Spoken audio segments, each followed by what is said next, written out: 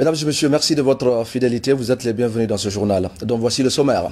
5 octobre 2021, un mois depuis que la Guinée est dirigée par le Comité national du Rassemblement pour le développement, avec à sa tête le chef de l'État, colonel Mamadi Doumbouya. Un mois d'action salué à travers le pays et sur lequel nous allons revenir dans cette édition d'information. Lutte contre la drogue en Guinée. Une importante quantité de stupéfiants vient d'être incinérée à Conakry. L'initiative est accompagnée par les nouvelles autorités du pays.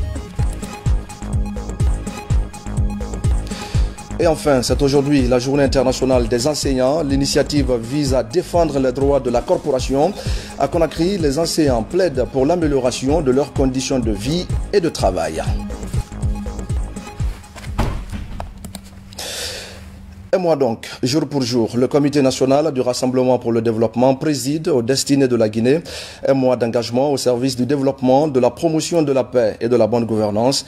4 semaines surtout, au cours desquelles les nouvelles autorités du pays bénéficient du soutien des populations. Et c'est donc une nouvelle page qui s'écrit avec des actions concrètes posées ça et là par le chef de l'État, colonel Mamadi Doumbouya et ses compagnons d'armes. Ibrahima Khalil Diakité. Déjà, un mois que le Comité national du Rassemblement pour le développement est aux commandes de la Guinée. Un mois que le CNRD mobilise les Guinéens pour ensemble imaginer, penser le meilleur pour la patrie, lui donner une trajectoire plus prometteuse. Il est vrai qu'au terme de 30 jours seulement d'exercice du pouvoir, l'on ne peut dresser ni un simple état des lieux, encore moins un bilan. Cependant, pour la symbolique, l'on pourrait apprécier les actes déjà posés.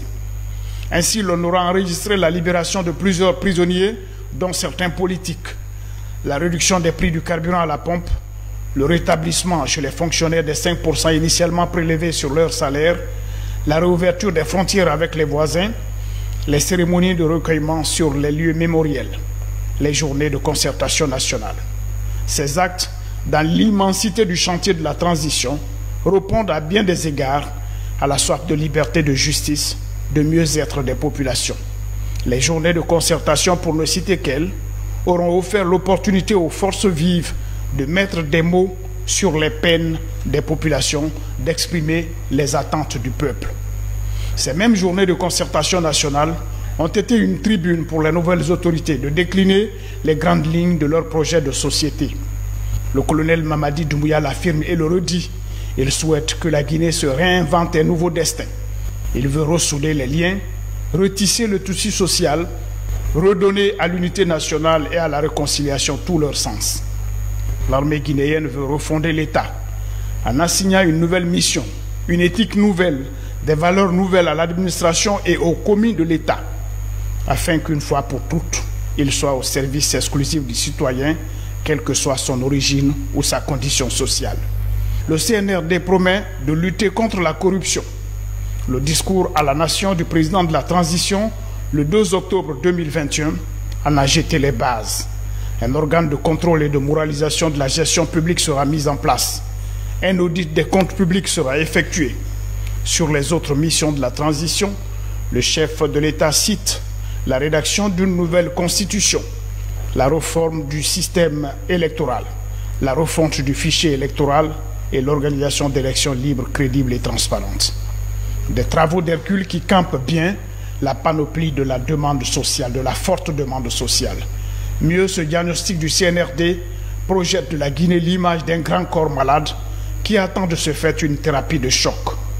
L'opération semble d'autant plus aisée que la transition bénéficie actuellement de l'adhésion des populations de Yomo à Boulbiné, pour reprendre le colonel Mamadi Doumbouya dans une de ses formules célèbres. Ces populations rêvent d'une élite à leur service. Elle en appelle pour des politiques publiques qui adressent leurs problèmes existentiels. Ces populations formulent depuis toujours le vœu d'avoir des leaders qui redonnent à la Guinée sa dignité, sa fierté de nation qui impose le respect. Une nation respectée pour ses valeurs de progrès et son niveau de développement. Pour relever ces défis, la transition aura besoin de la part des acteurs qui seront appelés de la probité, du patriotisme et de la compétence. Ainsi, le CNRD saura et devrait profiter de l'état de grâce que le peuple lui accorde de Yomo à Boulbiné. L'état de grâce se définissant comme le moment de la vie politique pendant lequel l'opinion publique est majoritairement favorable aux nouveaux dirigeants. Et vous l'avez donc vu, mesdames et messieurs, dès la prise du pouvoir par le Comité national du Rassemblement pour le développement, les nouvelles autorités se sont fait remarquer par des gestes de bonnes intentions.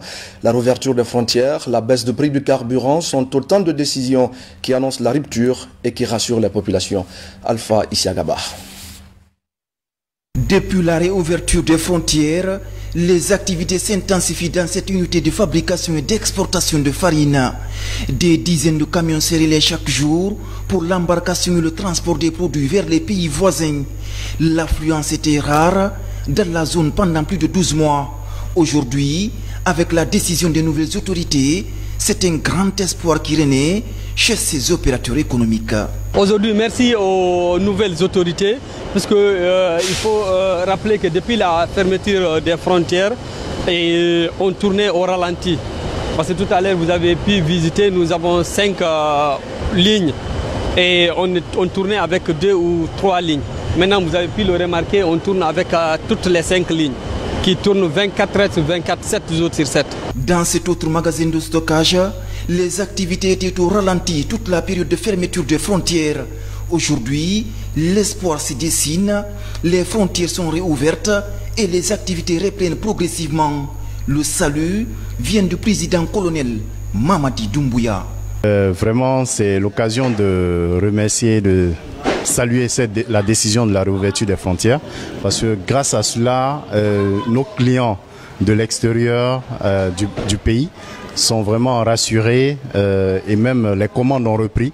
Autre grande annonce, autre grande satisfaction, c'est bien la baisse du prix du carburant. La décision n'est pas sans conséquence dans le transport urbain et périurbain. Dans la circulation, les usagers saluent la bonne volonté des nouvelles autorités. C'est vraiment un ouf de soulagement. Nous encourageons et félicitons les nouvelles autorités, notamment le colonel Mamadi Doumbouya, avec les nouvelles initiatives par rapport à la réduction du carburant. Aujourd'hui, dans les taxis, nous voyons sur la mine de tout le monde le soulagement. Parce qu'avant, les tronçons, c'était à 2000. Maintenant, là, on paye 1500. Et les tricycles aussi, c'était à 2500, mais maintenant, c'est à 2000. Donc vraiment, nous l'encourageons et le félicitons pour ces nouvelles initiatives. Au prix des carburants qu'on nous a donné, vraiment, je suis vraiment satisfait du prix. Parce que si tu vois, on fait le transport avec le carburant. Et si le prix des carburants est descendu, les marchandises, les choses seront descendues. Depuis le 5 septembre dernier, c'est un vent de renouveau qui souffle sur le pays. Des discours rassurants et rassembleurs sont tenus et le peuple se dit confiant. La réduction du prix des produits pétroliers et la réouverture des frontières sont entre autres acquis dont se félicitent les populations depuis l'arrivée du Comité national du Rassemblement pour le développement, CNRD. Et justement, la réouverture des frontières qui a aussi un impact positif sur la commercialisation des produits agricoles. Les producteurs des cultures d'exportation comme la pomme de terre saluent la mesure. Le secteur était jusqu'ici confronté à un manque de débouchés. Fodé Camara. Très prisés à l'étranger, les produits tropicaux made in Guinée comme l'ananas étaient déversés à tour de bras sur les marchés de la sous-région. Une filière touchée par le bouleversement des circuits de commercialisation. L'ananas, ce produit phare, porteur de croissance, avait du mal à trouver des débouchés à cause de la fermeture des frontières. La fermeture des frontières avec nos pays de la sous-région a été un très gros handicap pour l'ensemble des planteurs et des commerçants. Dans le sens que les produits, nos produits, si je prends l'ananas, sont exportés plus de 15 000 tonnes doivent partir vers les pays de la sous-région. Vous imaginez, le Sénégal étant l'un des plus grands pays qui consomment nos produits, surtout l'ananas. Et avec la fermeture, les planteurs, ceux de Mafreya, ceux de Firguiabé, ont eu à faire très grosses pertes. Quand on dit soulagement, c'est peu dire. Pour nous, c'est une fête. C'est vrai. Dès que les planteurs, d'ailleurs, dès les premières annonces pour dire que peut-être la frontière Sénégal, les frontières au niveau des sous-régions allaient être ouvertes, les planteurs ont commencé à se préparer. Avant même qu'on ouvre, si je prends l'exemple de la frontière sénégalaise, Déjà, il y avait 3 camions qui étaient garés là-bas, qui attendaient l'ouverture. Et aujourd'hui, on a au moins 2 camions qui sont chargés d'ananas qui doivent partir vers cette sous-région. Pour nous, le fait que le colonel Doumbouya a pris cette grande décision d'ouvrir, de libérer nos frontières, c'est une immense joie. De Kindia, direction les plateaux du Fouta Djallon, écologie de prédilection de la pomme de terre, une culture d'exportation dont les producteurs se relèvent petit à petit du marasme économique dû aux effets des restrictions qui avaient freiné le libre-échange transfrontalier. Il n'y avait pas de débouchés. La production, plus de 1700 tonnes de fruits et de légumes ont fini par pourrir. Plus de 560 tonnes de méventes au niveau de la préfecture de l'Abbé. C'est des sentiments de satisfaction. C'est une action salvatrice des nouvelles autorités qui viennent à point nommé pour soulager, libérer l'ensemble des producteurs de la préfecture. Maintenant, avec l'ouverture de ces frontières, maintenant l'espoir est permis. Les producteurs pourront désormais écouler leur production sans crainte ni difficulté. Face au choc exogène, la promotion des cultures d'exportation est un facteur d'équilibre de la balance commerciale. Aujourd'hui, à l'image des autres corporations, ces producteurs souhaitent aussi échanger avec les nouvelles autorités pour leur remonter toutes les contraintes majeures qui freinent l'essor du monde rural. Et puis au cours des 30 derniers jours, les concertations nationales ont été également organisées, des rencontres au cours desquelles la parole s'est libérée. Les grands problèmes du pays ont été posés et puis des dizaines de détenus politiques ont été également libérés dans la foulée de la prise du pouvoir par l'armée guinéenne. Des actes qui apaisent aujourd'hui et qui soulagent aux 4 coins du pays. Valérie Talimane. La matinée du dimanche 5 septembre 2021, l'armée guinéenne, sous la bannière du Comité national du Rassemblement pour le développement CNRD, prend ses responsabilités par la prise effective du pouvoir. Dans le feu de l'action, plusieurs dispositions sont prises, dont l'organisation des journées nationales de consultation pour échanger avec tous les acteurs de la vie nationale. En si peu de temps, toutes les forces vives de la nation ont été invitées à se concerter avec eux, à poser leurs problèmes et ensuite mettre ça dans un mémo pour les permettre de connaître les problèmes que les Guinéens traversent dans leur entièreté. Personne n'a été exclu. Le bilan le plus tangible que nous avons sous la main, c'est la charte qui est sortie de concertation. On a entendu tous les Guinéens. Les Guinéens avaient envie de s'exprimer. Et chacun en a eu l'opportunité. On a vu les politiques, les sociaux, on a vu des organisations de jeunes, de femmes. Chacun est venu s'exprimer sur cette période transitoire. Tout cela a été consigné, n'est-ce pas, dans la charte. Bien entendu, avec la vision que mettait déjà de l'avant le CNRD. Jour pour jour, des actions sont posées par le CNRD dans l'élan d'unifier les Guinéens pour une transition réussie. Nous avons vu même dans la charte de transition, la diaspora n'est pas en marche et ils ont alloué aussi quelques places pour la diaspora d'accord guinéenne à l'étranger.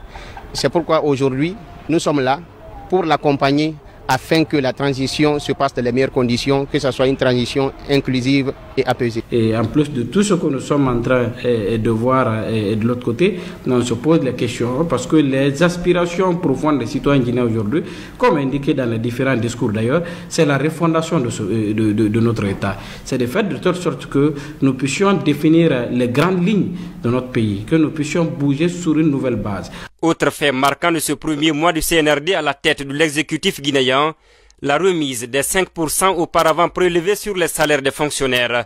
Des détenus sont aussi libérés.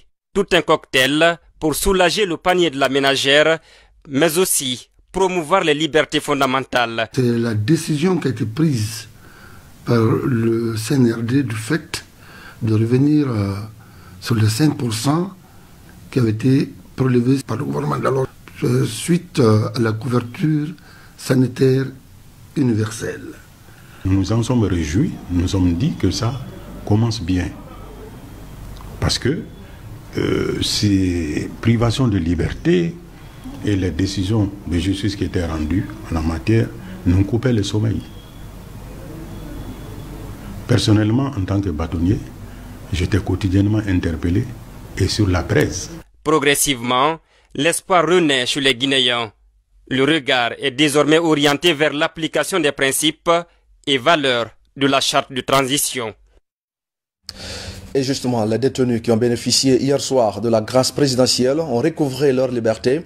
Certains d'entre eux étaient en prison depuis plusieurs années maintenant. C'est donc, vous l'imaginez, mesdames et messieurs, avec beaucoup de soulagement et beaucoup d'émotion qu'ils rentrent dans leurs familles respectives. Tcherno Younoussaba était ce matin à la maison centrale de Conakry. La nouvelle s'est répandue depuis lundi nuit à travers le pays. 287 prisonniers recouvrent leur liberté. Ce matin, les parents sont fortement mobilisés devant la maison centrale de Conakry. À l'intérieur du pénitencier, les administrateurs font les derniers réglages en vue de l'exécution correcte du décret de grâce. Ici à Koronti, 103 condamnés sont graciés. Mamadou Alphabari, la vingtaine, se prête au dernier exercice pour rejoindre sa famille. L'acte est fort. Je remercie le colonel Mamadi Doumbouya plus fort. J'ai fait ici 3 ans, 6 mois. Grâce à Dieu, je suis sorti aujourd'hui. C'est la joie, il faut le dire avec courage. Il faut vraiment se réjouir de cette magnanimité qui n'a pas commencé par ce dossier. Parce que vous n'êtes pas sans savoir que depuis leur arrivée à la magistrature suprême de notre pays, beaucoup de Guinéens ont été libérés. Et nous ne pouvons jamais cesser de les remercier pour cela. Cet autre acte du chef de l'État est perçu comme une promotion des libertés. Au ministère de la Justice, depuis la publication du décret, l'on travaille pour son application correcte. Comme à Conakry, les procureurs de l'intérieur du pays sont invités à veiller à l'application du décret. À chaque événement important, nous avons l'habitude de proposer un projet de grâce et sur des critères bien définis. D'abord, il s'agit des condamnés correctionnels qui ont purgé la moitié de leur peine ou plus de la moitié de leur peine, et à l'exclusion des crimes. Donc les crimes de sang, meurtre, assassinat, viol sont exclus. Donc c'est sur cette base-là que nous avons identifié les personnes qui ont bénéficié de cette grâce présidentielle aujourd'hui. Aujourd'hui encore, c'est un sentiment de satisfaction, de soulagement. C'est comme si vous m'aviez enlevé dans l'enfer, vous mettez dans le paradis. Parce que j'ai des clients qui ont mis du temps ici, qui ont fait des mois, qui ont fait des années. La clémence du colonel président touche toutes les prisons du pays. En plus du caractère humanitaire, cette grâce présidentielle va contribuer à désengorger les maisons d'arrêt du pays frappées de surpopulation. Dans le reste de l'actualité, je le disais au sommaire, le comité interministériel de lutte contre la drogue vient de procéder à l'incinération de toutes les drogues saisies entre 2019 et 2021. C'est dans la commune de Matoto que la cérémonie a eu lieu en présence des membres du CNRD et des diplomates accrédités en Guinée. Colonel Morikaba. L'ensemble des drogues saisies entre 2019 et 2021 par l'Office central antidrogue et les autres services de sécurité qui ont été incinérés par le comité interministériel de lutte contre la drogue et les partenaires de la Guinée. La cérémonie a connu la participation des populations de Matoto qui ont été informées sur les méfaits des drogues et appelées à s'impliquer dans la lutte contre les travers sociaux. De nos jours, la Guinée, comme la plupart des pays de l'Afrique de l'Ouest, reste confrontée au trafic illicite des drogues et à la criminalité transnationale organisée. Grâce aux réformes engagées, tant sur le plan légal qu'institutionnel, des résultats encourageants ont été enregistrés cette année par les différents services répressifs chargés de l'application de la loi en République de Guinée, notamment l'OCAD, la gendarmerie nationale, la police nationale, douane nationale, corps des conservateurs de la nature et les PA militaires qui procèdent régulièrement à des saisies quantités importantes de drogue. La bagarre ou la bataille contre la drogue n'est pas que l'affaire de la sécurité. C'est l'affaire de nous tous les citoyens. Parce que ceux qui la consomment sont dans nos quartiers, ils sont dans nos familles, ils sont dans nos maisons. Nous les connaissons. lèvons-nous, combattons-les.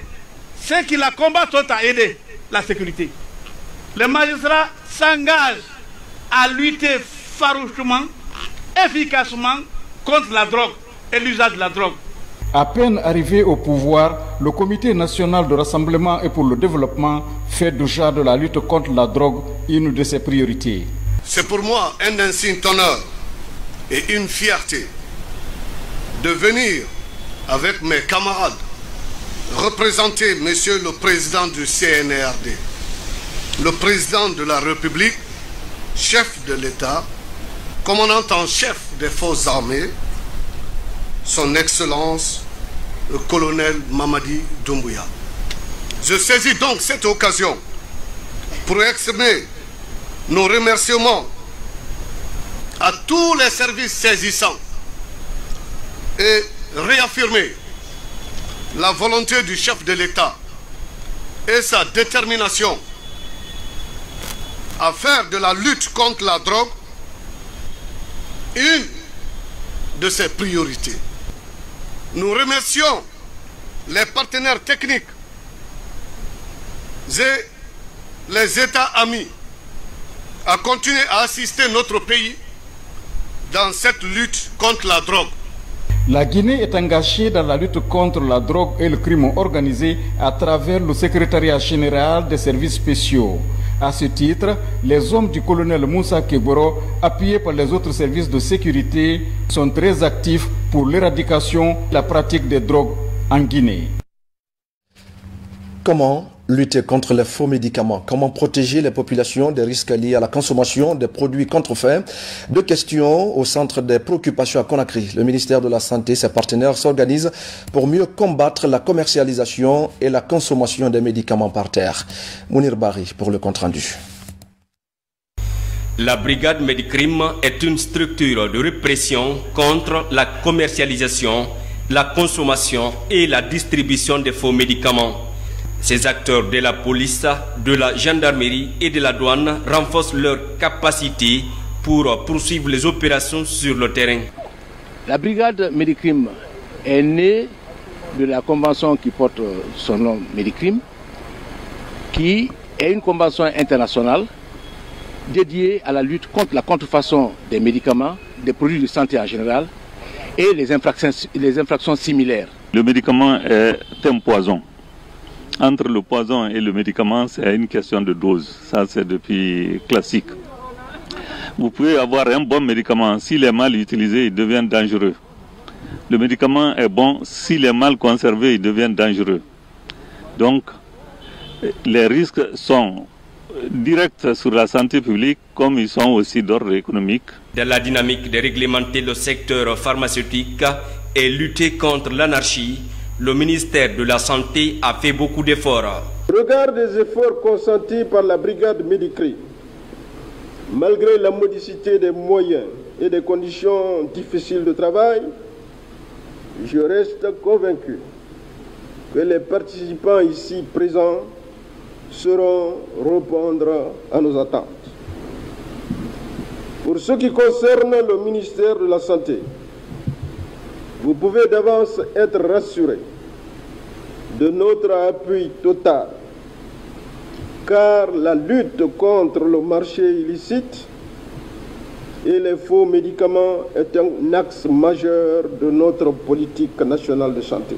À travers ces séries de rencontres axées sur le renforcement des capacités, la formation et la réglementation du secteur pharmaceutique en Guinée sont les priorités des autorités. Et puis je le disais également au sommaire, c'est aujourd'hui que l'on célèbre la Journée internationale des enseignants, l'occasion de plaider en faveur de l'amélioration des conditions de vie et de travail au sein de la corporation. À Conakry, les festivités ont permis aux enseignants de parler de leurs combats et des défis de leur secteur. Abraham Christophe Conté, Al-Gassimouba. Les enseignants au cœur de la relance de l'éducation. C'est le thème qui annonce la journée internationale de l'enseignant au compte de cette année. Ici, dans l'enceinte de l'école primaire de Hamdallaye dans la commune de Ratoma, le personnel enseignant est regroupé et commémore la journée. Nous avons invité les enseignants à s'approprier la maxime sacerdotale de notre métier. Puisque aujourd'hui, nous réclamons nos droits, c'est très bien, mais par endroits, nous devrons aussi nous acquitter de nos devoirs.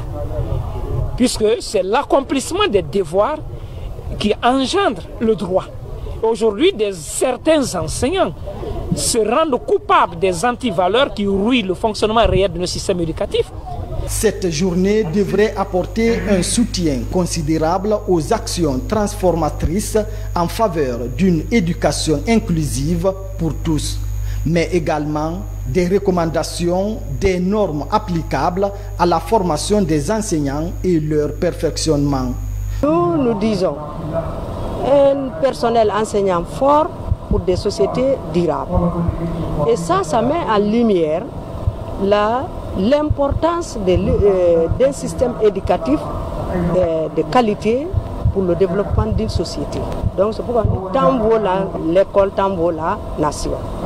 L'enseignant occupe une place très très importante dans toutes les sociétés, que ce soit en Guinée ou ailleurs.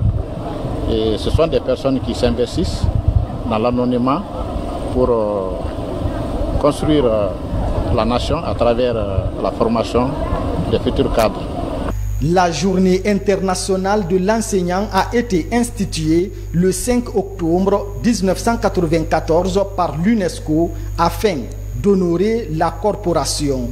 Cette journée devrait favoriser la réflexion sur la reconnaissance des droits et devoirs des enseignants pour améliorer leurs conditions de vie et de travail.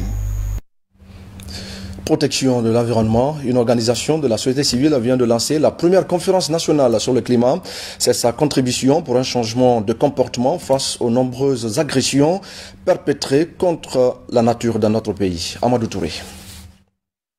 En prélude de la conférence mondiale sur le climat COP26 prévue à Glasgow en Écosse, le réseau national de la société civile pour l'environnement et le développement durable lance la première édition de la conférence nationale sur le climat.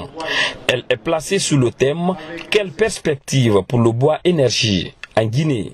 Je voudrais lancer un message à tous les acteurs, autorités, citoyens, à plus d'engagement pour la lutte contre les changements climatiques. Et aussi à tous nos partenaires à appuyer les engagements pris à la COP21 à Paris pour que la mise en œuvre soit réelle. En outre, la conférence vise à renforcer la concertation à travers une implication de l'ensemble des acteurs de la société civile pour plus d'engagement dans la lutte contre le changement climatique au niveau local. Nous avons toujours dit qu'il est temps de nous remettre en cause, de monter, mettre en œuvre des grands projets de reboisement pour restaurer le couvert végétal dans notre pays. Cette conférence voudrait dire en quelque sorte, voudrait montrer à l'opinion nationale comme internationale que la Guinée est engagée dans le cadre de la lutte sur le changement climatique. La conférence a regroupé plusieurs acteurs pour échanger autour des thématiques liées aux causes du changement climatique à travers des débats techniques entre panélistes. Un mot de sport avec les éliminatoires de la Coupe du monde de football Qatar 2022. Le CI national de Guinée entame demain une série de rencontres qui doivent l'opposer au Soudan et au Maroc. Et pour ces différentes confrontations, le sélectionneur a publié une liste de 30 joueurs pour 25 au final. Et il y a, vous allez le voir, des surprises mais aussi des confirmations. La revue de troupes avec Kadiatou Traoré. Des matchs délocalisés pour cause de la situation sociopolitique en Guinée, la double confrontation entre les crocodiles du Nil du Soudan et le Siri de Guinée, ainsi que le match annulé du 6 septembre dernier qui devrait opposer la Guinée au Maroc, se joueront tous au royaume chérifien. 3 villes marocaines recevront ces matchs, Agadir, Marrakech et Rabat. Pour ces rencontres, Didier Six a fait confiance à 30 joueurs pour un premier temps avant de se retrouver avec 25. Tous les cadres de l'équipe sont présents sur cette liste des Six. Il faut rappeler le retour de José Martinez Kanté qui était absent lors du match Guinée-Bissau-Guinée à Nouakchott le 1er septembre dernier. La présence de Momo Yansane, l'attaquant de Sheriff Tiraspol de la Moldavie qui monte en puissance au profit de Mustafa Kouyaté de Raja de Casablanca. Simon Fallet, défenseur de Hatayspor de la Turquie, est aussi de retour. A rappeler que dans cette poule I, la Guinée-Bissau est en tête avec 4 points, suivi du Maroc 3 points, la Guinée 3e avec 1 point et le Soudan ferme la marche avec 0 point. Le match Guinée-Soudan aura lieu ce mercredi 6 octobre à 16h temps universel à Agadir, au Maroc. Et nos voeux de réussite accompagnent le Syli national de Guinée. Et c'est la fin de ce journal. Merci à vous de l'avoir suivi. Je vous souhaite, mesdames et messieurs, de passer une belle soirée en compagnie de nos programmes.